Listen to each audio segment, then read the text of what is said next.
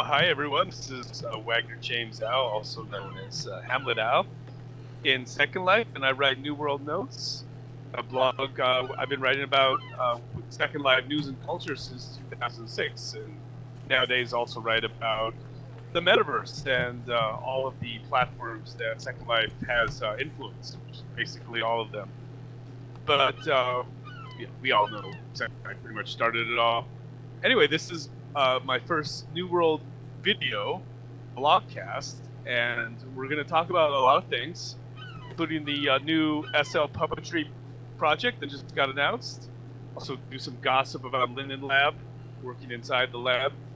But first I wanted to have you meet my lovely co-host, the amazing and very famous SL YouTuber, Isabelle Cheren. Hey, Isabelle, lovely island we're at here. Thank you very much. This is my little home away from home. I don't know why, I've got two homes actually. I have a mainland home and I always end up with a parcel by the sea. It's just one of my things that I do. You'd think I was rich actually. I'm not. How are you? Very good. Yeah. It's lovely to meet you. Thank you for coming here and starting off in here today. Definitely. Yeah. Love this set, and we got Gogo's Eep in the background. That would be the rainbow. Oh yes, let me just cam round. I have this thing about the Eeps at the moment. They're just so gorgeous, and this is one of my favourite ones. So let me just go right round. Yeah. There we go. It's gorgeous. I haven't seen many Eeps kind of just across social media and places I visited. It seems like Woodlight is still more predominant, but definitely hoping to see much more of it and more creative possibilities. Yeah, definitely. I actually really like the ones where you actually see the clouds move. I think they're amazing. And I've got a whole heap of them, but they're very static, so I didn't really sort of use them. But this one I love because it's so realistic. Yeah. It's great. Well, we should probably talk about some places we love with Eeps in future. Definitely. Podcasts. Yeah. It's a shame you can't steal them anymore. Yeah. But yeah. Get viewers to suggest places to visit in comments. Oh, definitely. Yeah, because there are some really beautiful places. Yeah, definitely. So I guess to start things off for this first blogcast, we should talk about the SL Puppetry project that just got announced.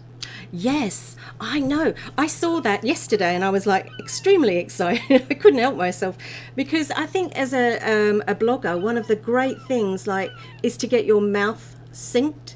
And, people say to me, oh, how do you do your mouth when you're doing vlogging? And I'm like, well, I wear a cat wire head. I just press play and it talks because I just find it's easier. But to be able to then actually go one step further and actually be talking and have your mouth move in real time properly, that to me seems amazing. And I think that's going to make such a difference to the experience in here. I understand it's just they're testing it out at the moment by the look of it, and they've actually put a blog out, and they're looking for people in the community to go and test it out. But I did have a look, but technology way beyond me. I'll just wait till someone's done it, then I'll make use of it.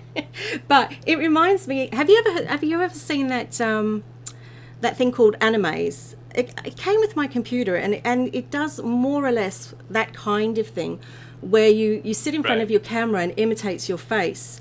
But they're such silly little characters. But it would be great to have our avatars be like that and to be able to move around and not wear those major VR headsets that in other places. Definitely. You need to. Yeah, and I just think if they can do this is going to be amazing. Yeah. Yeah, and I think we were just talking about this as we set up is when you can move the camera in and look at our avatar mouths moving, and frankly it is kind of jarring and cringy because it never really matches. It does. Ironically, we both look more like puppets with the current system than the SL Puppetry will probably be because I know. yeah, the mouth movements just don't sync up to what we're actually saying, and there's a slight delay, so it just looks like bad foreign movie dubbing. Yeah. And I see this so much in machinima. People will send machinima, say, "Hey, check this out," and I really I kind of squint a lot of times because the bad dubbing is so bad. And just to give you some a Linden Lab insight, there was actually a project to create more realistic phonemes. That's kind of the mouth movements that are associated with different words we say, and it got shelved. So that's such a shame. It's way back in the shelf at this point from I think 10 years ago. But yeah, so we're stuck with this. So if we can get Puppetry to work halfway decently, I think it would be groundbreaking. Yeah, from what I understand, I think you have to download a viewer or something and then go to the specific grid. Yeah, so I'm tempted to do that just to go and see if I can see people doing it. I just want to see it and try and imagine it, if that makes sense. Yeah, it's a bit radical for me, but I'm excited by it. Really excited. Yeah, I think that'll happen is we'll start seeing the tests in social media, like videos people will upload, and then that'll create kind of a fun feedback loop. People get super excited and jump in. I think we'll probably see some new users coming in to just experiment, play around with it. Definitely, because I mean, the more realistic you make it in that term, where you actually feel like you're immersed even more, that's going to be amazing. Absolutely amazing. Yeah. And it's this is important. It's the whole skeleton. It's not just the face. Yeah. The skeleton in the face, but also your whole body. And so if you had motion capture suit, at least as they're presented, you can have your whole body do all the gestures and so you could dance. Oh my God! Can you imagine dance it? In real life. Oh yeah. My next dance video will be me. It'll be a huge impact on the economy, I think, because dance animations are so huge. But what happens when people are able to dance in real life? Yeah, and that is going to be intrinsically more interesting because it's live.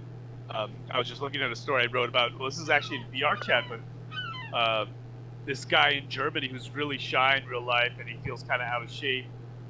So he doesn't go to the clubs in Germany, but he has a mocap suit on in VR chat, and his dances are amazing.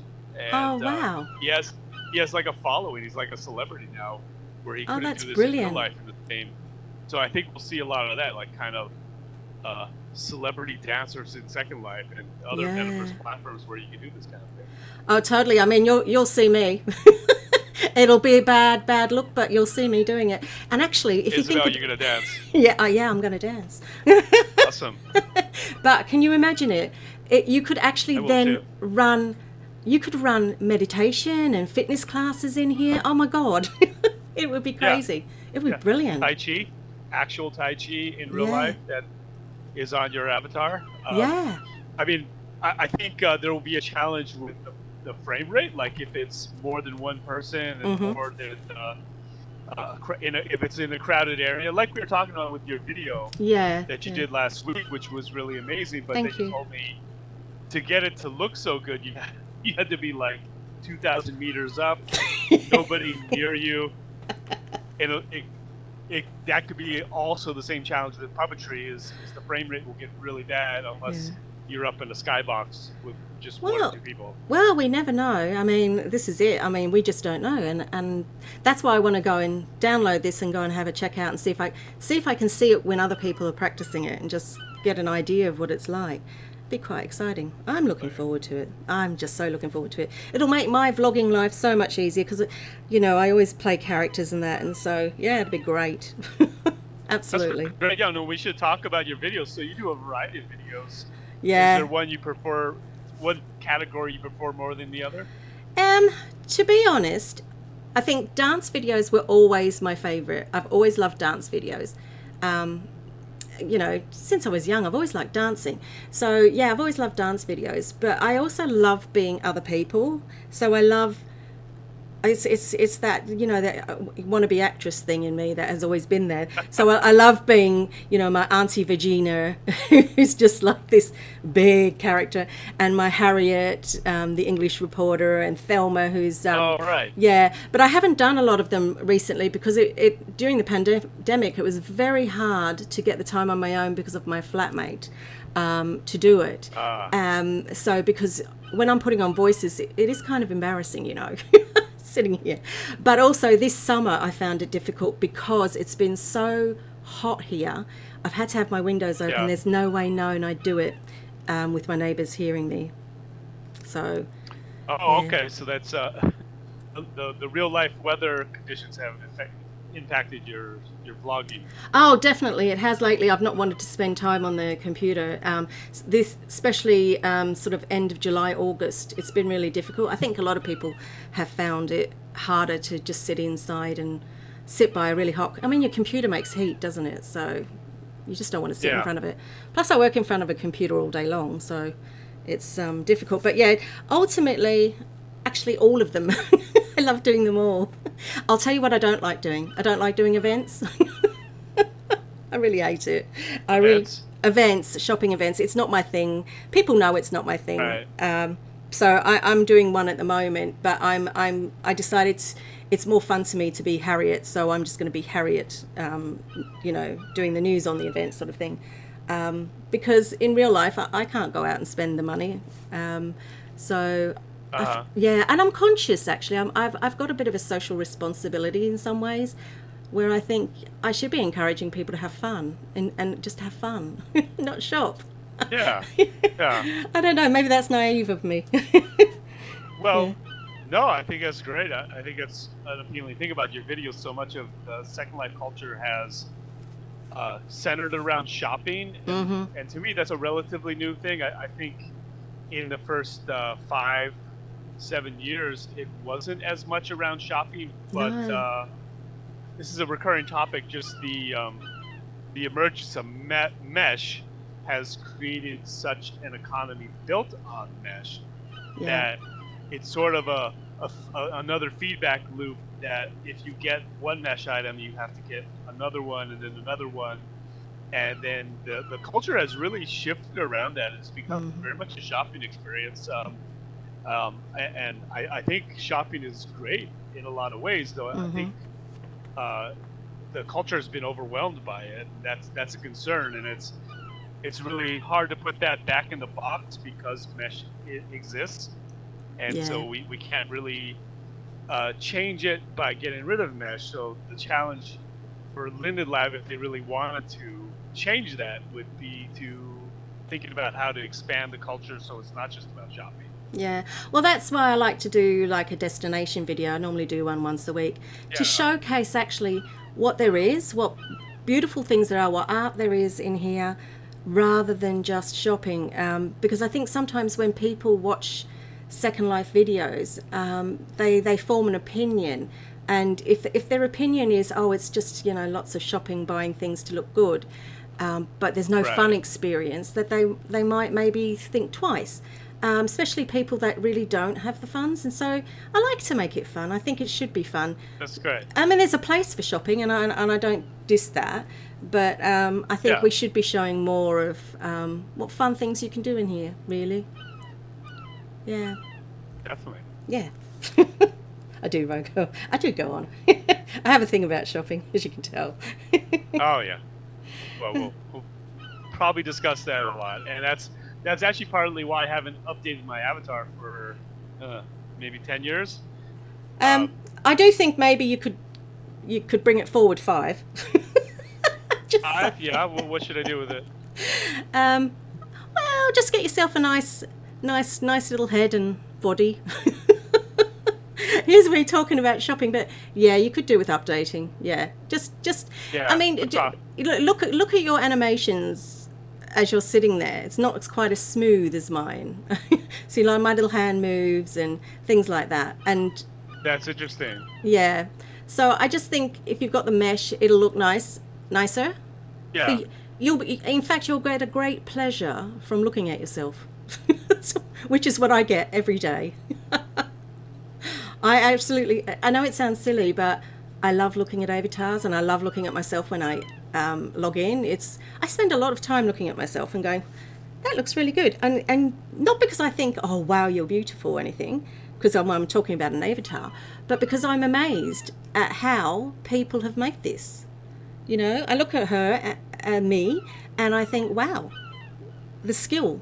It amazes me every day, and yeah. But yeah, if you need help, I'll help you. Definitely would love help, and definitely would love suggestions from viewers.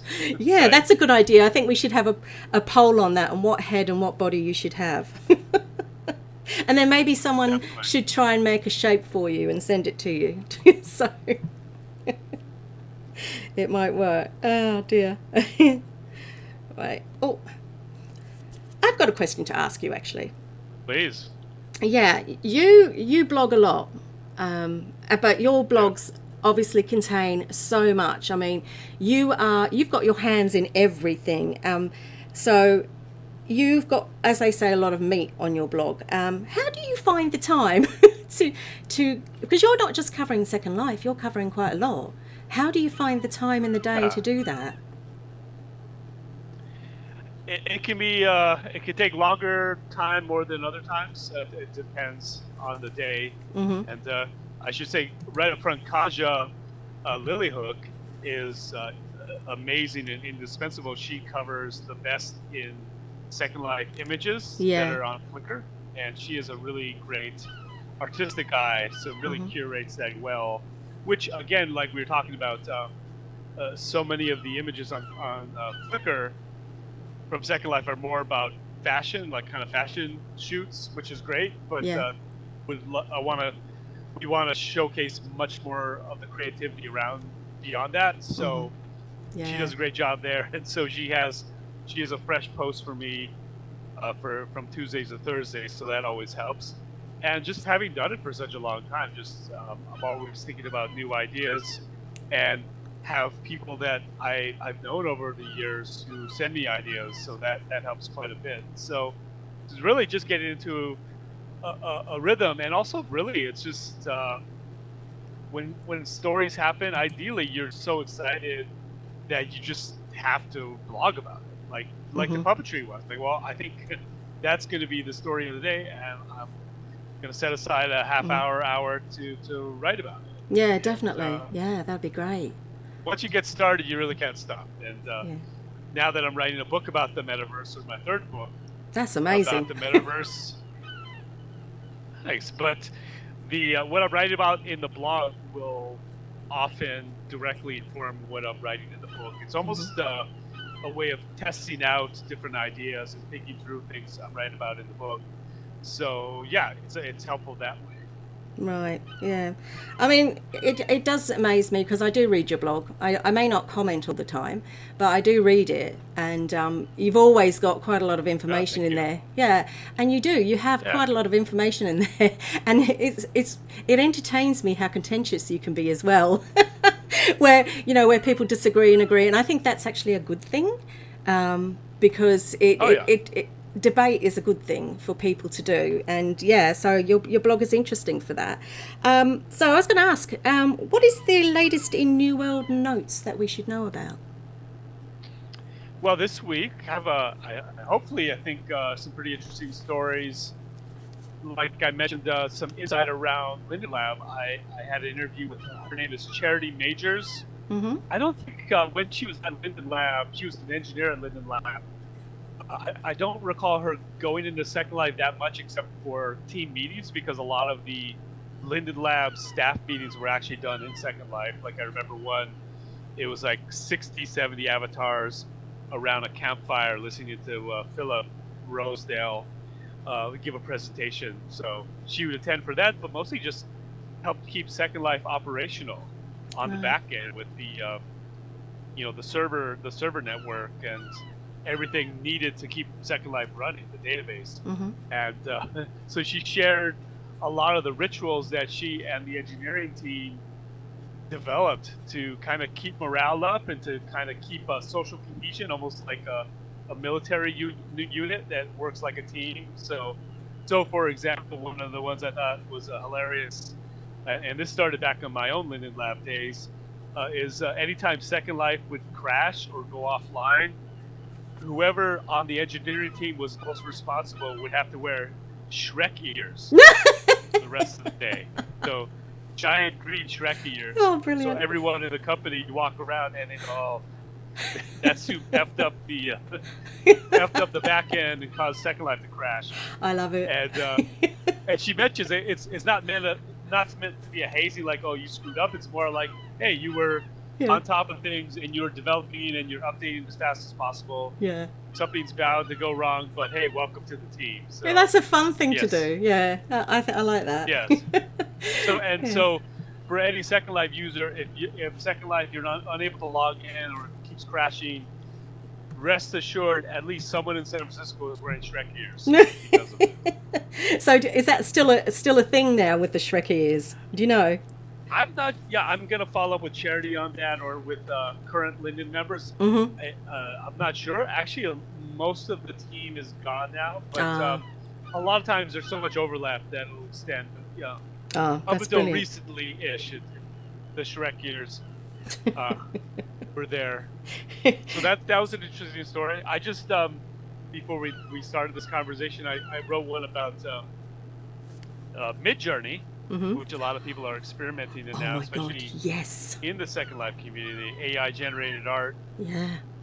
There was a interesting story. I thought it was interesting, but also kind of silly, about an AI generated artwork winning an art contest. What? And yeah, in the it was a Colorado State Fair. Uh-huh. Someone contributed a work that he generated in Midjourney. Mm-hmm. And it's really beautiful, like some women in some kind of gothic dresses, and they're in front of what looks like a giant planet.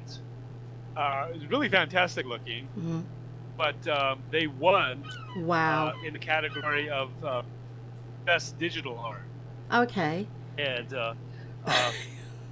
people on Plurk, like the Second Life community on Plurk and elsewhere, have been talking about that and saying, "Oh, this is the death of art," or "This is the death of art as a I don't think so. No. Yeah. I don't. Take on that? Well, because I have been in Midjourney, and I'm in Midjourney at the moment, and I actually paid. So I thought, right, I'm gonna, I'm enjoying it. But what I have found, and I fed back to them, is that no matter how many times you do a digital image, that image will have come from somewhere, because that's something I had noticed. I raised it in the thing that there was copyright wording on one of my images. So it obviously scours what there is in the world, because you're telling a computer to reproduce something. It has to reproduce something that it's familiar with, that it's seen before. So I imagine it's probably visiting Mr. Google.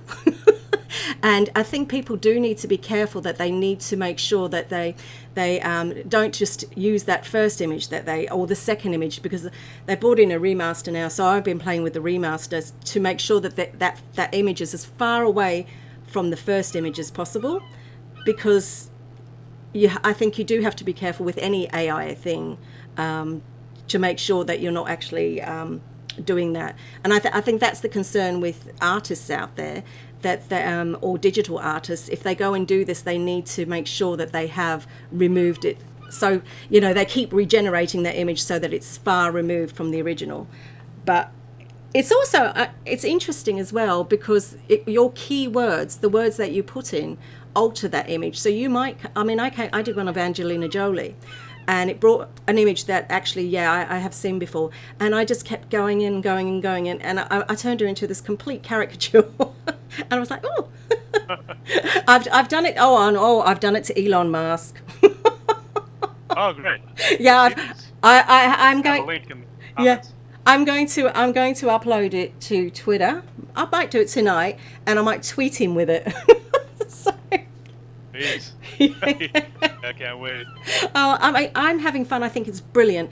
I have absolutely no skill in Photoshop or anything, so for me this has been fun, because I don't have that skill. I mean, when I do my blogs and photos, they're just basic photos I do in SL, and you know, might put a bit more contrast in it or something. But I have no idea how to use Photoshop or anything like that. And I admire the people that can, because they produce some amazing things. So for me, Midjourney is fabulous. I'm sorry, I just keep talking. Sorry. Oh no, it's really good to discuss it from that perspective, and people can go to New World Notes to look at my take. And one of the points I made is the Midjourney images are becoming quite recognizable. I see so many of them, but I see so many from Dali and also Crayon and some other ones. Yeah. And I can pick them out. I go, well, that one was created in Midjourney, that one was created in Crayon. And so these are becoming more palettes. They're more identifiable, almost like brushes in Photoshop. Yeah. And so once you can see that, then you start recognizing it as a tool that humans use, but it's not art in itself. So that's one thought. And then also I interviewed AM Radio, who I'm sure you know, famous, one of the most famous artists who used Second Life as a medium. He created just a really beautiful interactive art installations in Second Life. So he's unquestionably an artist. In real life, his name is Jeffrey Berg, and he's also a trained artist, a painter, does really beautiful paintings.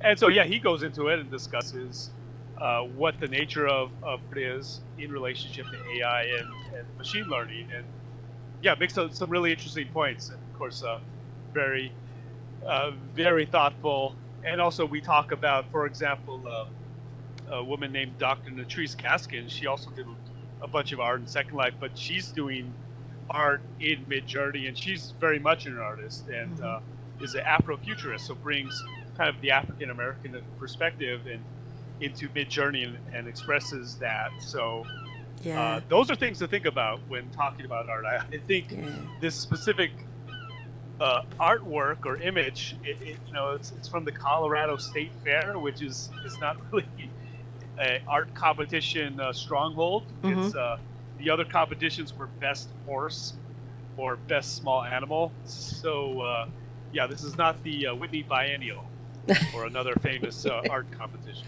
Yeah. So, but yeah, would love people to comment on the YouTube channel and also in New World Notes. Yeah, it's brilliant, isn't it? I'm enjoying it. Yeah. I was going to say, what story do you think will be the most important in the next few months? Ooh, well, one of them will definitely be kind of on the broader level. I also put this in New World Notes last week, was what Meta is doing with its own Metaverse platform called Horizons. Oh, yes. And Zuckerberg got a lot of ridicule for his avatar, which it looked kind of like a kind of Margaret Keane, big-eyed version of himself. And it was very bizarre, and people were ridiculing it. Like, well, you've spent $10 billion to create that. And that's going to be something to think about in the future, just because as people from outside virtual worlds and metaverse platforms start looking at it, they're going to go, well, okay, where is this going? And is Meta going to be at the forefront of it? Yeah. I think not only the avatar itself, but the fact that the people at Meta assumed that an avatar should look like the real life user. That's just very much not the case in virtual worlds, as we know from Second Life and basically every other one. So no, you make yourself be the version of you that you'd love to be. It's about what you'd like to be, your experience. Yeah. But I don't know. So I look at the Facebook one. I don't know why, but I think it's more business. Is it? I don't know if I've got that wrong, but to me, maybe he doesn't care about the avatars. Maybe it's more for companies to use. I don't know. They've talked about that. They have, I think it's called Horizon Workspaces. That it's the same technology, but for meetings. And actually, that's another Linden Lab overlap, because Jim Perbrick, who's a fellow UKer, he was at Linden Lab for a long time. He was known as Babbage, and then he ended up at Meta, and he developed a lot of the tools for workspaces. So, Ah, so he's behind it. So there's a touch of the Linden Lab Second Life influence there. Though, yeah, he's developing it more for meetings and add some interesting tools. The question is, will people outside of this space be interested? And by space, I mean people who already are familiar with 3D spaces and avatars. You know, the average person, for example, probably will not. they put on a headset or even navigate an avatar? I tell people in the metaverse industry, you got to get outside your kind of your mindset here. Is like uh, most people in general do not, even in a game space, play with an avatar or a character, so they're not even familiar with that. Hmm. So Yeah. uh, it'll be interesting for people who are familiar with that, and people in, for example, the game industry, or you know, uh, Generation Z, for example, is Yeah. much more focused around games. So that might be some changes, but yeah, Hmm. that would be something to think about. So Yeah, I, it'd be I interesting. doubt I doubt it's going to succeed if everyone has to look like themselves in real life. No. I'd be like objecting to that. Yeah. Where's my soft filter? I don't want to look like myself. Goodness me, no. We should go pretty soon. Yeah. Another question on your channel. So, Mm. since we are watching us on YouTube, you've preserved your YouTube channel for so long, and what motivates you to keep it going? It's like it's been something that's been part of my life for such a long time. It's well over 10 years, 11 years now, maybe even 12, I can't remember. But yes, 12 years. I think it's because been a space that whenever I really got stressed in life, and even now when I get stressed, I immerse myself in making videos. So I've never aspired to be, the big gamer thing on YouTube that's going to be, hitting so many thousands and millions of followers on that. That's never really been my goal. It's just making something that I actually look back and I enjoy watching, and I'm actually quite proud of some of the things I do. And I think that's why I enjoy the world, and I enjoy seeing how beautiful the world can be, and I just enjoy making videos. I just really love it. And that's why I think I continue to stay. I do have days where I think, oh, what are you doing? you know, I'm a grandmother, my God. And I sit there and think, what am I doing? And then other times I think, well, why not? I don't like watching TV very much. Uh, There's nothing good on television. Yeah. So, and if I'm going to do anything, I'd rather do this where I'm interacting and I'm doing something creatively and making something that other people can appreciate than sitting in my living room watching a film and then that's it, it's over and done with and go to bed. Yeah, it's a creative outlet. Like some people go running, some people paint. I do videos, so I love it. Yeah, that's why. that's really great. Yeah. Very cool. Well, and I'm very grateful that you love making videos, because this has been super fun. And Yeah, it's been lovely hope to to meet keep you doing like it. this. Yeah. Yeah, and Yeah. hope the viewers liked it. Yeah. And as we say in the YouTube world, be sure to like and subscribe and follow us on social media. I'm SL Hamlet on Twitter, and I'm Hamlet _ on Plurk. And if you're on Discord, we should probably create a Discord at some point. It's WJA number or hash mark 3523. And how about yours, Isabel? What, my Discord? Yeah, and Twitter and so on. Oh, right. My Twitter, same name, Isabelle Cheren. My YouTube channel Isabelle Cheren. My Instagram is Isabelle Cheren, and my TikTok. I have a TikTok. You're on TikTok. Yeah. Oh, Oh my good. God, yes, I'm on TikTok, but I do mostly real life videos because I'm so addicted to it. But I do put Second Life stuff on there. Yeah, but I'm Isabelle Cheren with two N's. Not one N. 2 N's. Yeah, two N's. I did create an account. I lost it, so I created another one. So yeah, it's Isabelle Cheren, two N's. Yeah, but yeah, so that's basically Great. my social media. Yeah. Love it. Well, it's been a lot of fun. Yeah, it's been Hope to lovely. see us, look for us next week. Yeah, brilliant. Thanks, Okay, y'all. I'll see you later. Okay, bye. Bye now.